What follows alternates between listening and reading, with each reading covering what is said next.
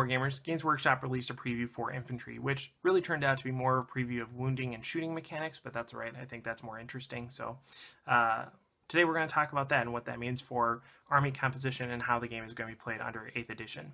Before we do that, though, I want to say thanks for watching. If you like this video, if you like any of my other videos, go ahead and hit that like button, hit the subscribe button, and of course the notification bell as well. That way you don't miss any of my other 8th edition videos. All right, so two main things that we learned from this preview. One is that the wounding mechanic is similar, but not quite the same, and the shooting mechanic is quite different. So starting with the wounding mechanic, we no longer have this 10 by 10 chart that goes from strength 1 versus toughness 1 to strength 10 versus toughness 10. Because characteristics are no longer capped at 10, they need a much larger chart, and instead they've opted to have just kind of this elegant rule of thumb about how you calculate the roll that you need. And that is, it's pretty simple. Basically, if the strength and toughness are equal, it's a 4-up, just like it was before. But if the strength is higher than the toughness, it's a 3-up, and if the strength is lower than the toughness, it's a 5-up.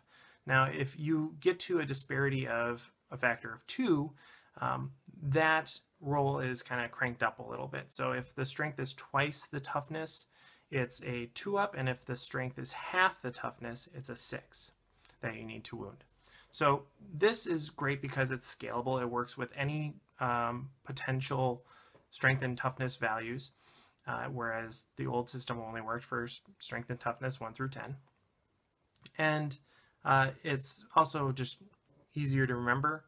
Now, people that have played Warhammer long enough know that there's a very simple mechanic to understanding the previous wound table as well, but this is fine. This is fine that they've just had this rule as the explicit way to determine the wound roll. So that's cool. They did a calculation in this preview as well. They said, under this new rule set, small arms are stronger against higher toughness units, and people have been concerned about the impact that this has on the viability of vehicles. They said that, well, okay, if we take this new rule set and we have a bunch of bolters against a Gorkanaut, it's going to take over 500 bolters to take out a Gorkanaut on average. So really not something that you're going to be able to do over the course of a game even. So you'd have to dedicate your whole army to taking out this one Gorkanaut. No one's going to do that. Instead, though, it only takes about a dozen las cannons to take out a Gorkanaut, which is about the same number of las cannons you'd need today to do it. And so depending on how this all shakes out, it might mean that vehicles are potentially more vulnerable than we may have thought they were based on the vehicle preview, but overall I think vehicles are still going to be in fine shape under this new mechanic. If we look more in depth about the differences between weaker shots and stronger shots, Blog for the Blood God did a nice mock-up where they superimposed the new rule on top of the existing wound chart, and I have a link to the description, or a link in the description below to that chart, so you can check it out as well if you'd like. But basically, this new chart makes it very obvious that weaker weapons are buffed, whereas in the past they weren't able to harm high toughness things at all. Now they can, and sometimes do so with relatively consistent results, in terms of only needing a 5-up instead of a 6-up. But even if they need a 6-up, that's still better than not being able to do it at all, especially since weaker weapons are often more abundant in certain scenarios. So that's cool. That's great for small weapons. But once you get to strength 5 or higher, you start seeing that it's not a straight buff to strength or to shooting or to close combat attacks, anything like that. It's not a straight buff to high-powered attacks, because this, again, applies to both shooting and close combat. But instead, things like a strength 5 shot no longer wounds a toughness 3 target on a 2-up. Now it's a 3-up because 3 is not half of 5, so it's a 3-up. But it's a lot easier for a strength 5 shot to wound toughness 10 model, for instance. Right, so it's a buff to shooting against high toughness, and it's a little bit of a nerf to shooting against low toughness, especially at these higher strength shots. So that means that maybe we're going to see strength 5 become kind of a more middle of the road shot, the more common weapon that we use, whereas strength 7 is like ubiquitous now. Maybe strength 5 might become a little bit more common just because it has the opportunity to do more things. It's kind of a jack of all trades shot.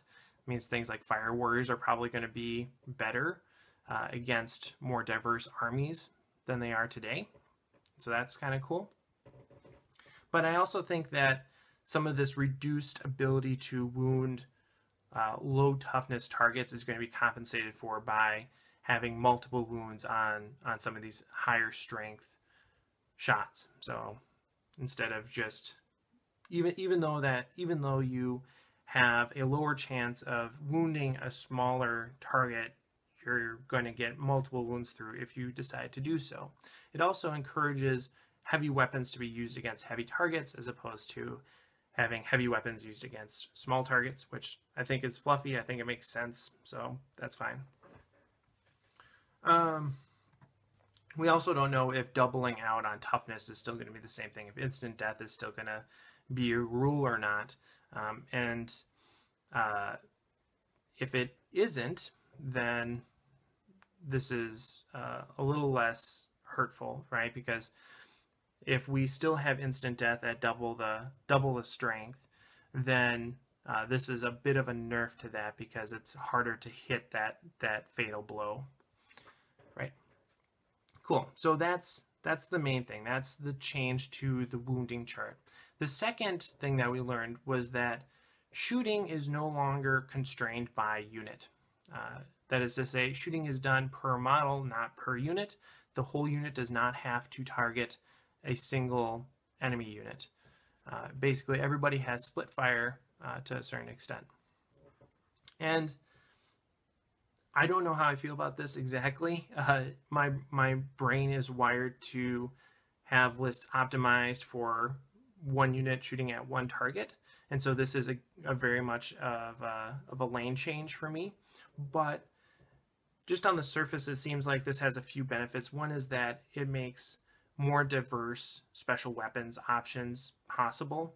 In the past, I would say, never take special weapons on a Pathfinder team because they are there for marker lights. They are there to stay stationary, lay down marker lights, which are heavy weapons, and you don't want to spend points on any of this other fluff that's going to detract from that one objective.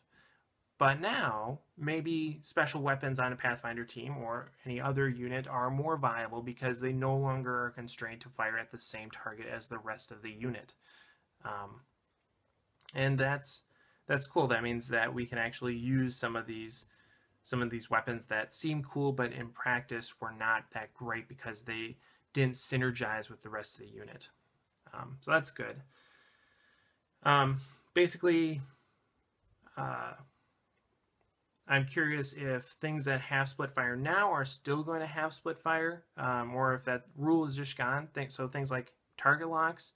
Are target locks going to make battle suits able to fire each weapon at a different target, or is that piece of war gear just going to be gone? Is that just not going to be a thing anymore? And I think it's probably going to be the second of those two. I think they'll probably just have target locks not do anything anymore, which I guess that's okay. I never really like it when they take rules away from models because it feels like it degrades or cheapens the game in some way, but I'm okay with it, I guess. I also am curious about marker lights specifically because marker lights are done on a per unit basis. So if we're using marker lights to mark a single target, is it going to be that that's still restricted to a single one of your units using that marker light, or is it going to apply army-wide? And again, I think it'll probably be the first of those two. I think it'll probably work similarly to how it does now instead of applying for the whole army. But the way that they phrase this preview might make me think that it could be the other one. That might just be more simple. That might be more elegant if one marker light just improves shooting for the entire army. But we'll have to see. That's complete speculation. We'll have to see what they do when they release the rules. All right. So that's it. I mean, I think this change in the wounding chart is fine. Not the end of the world for heavy weapons. Certainly a big boost for weaker weapons.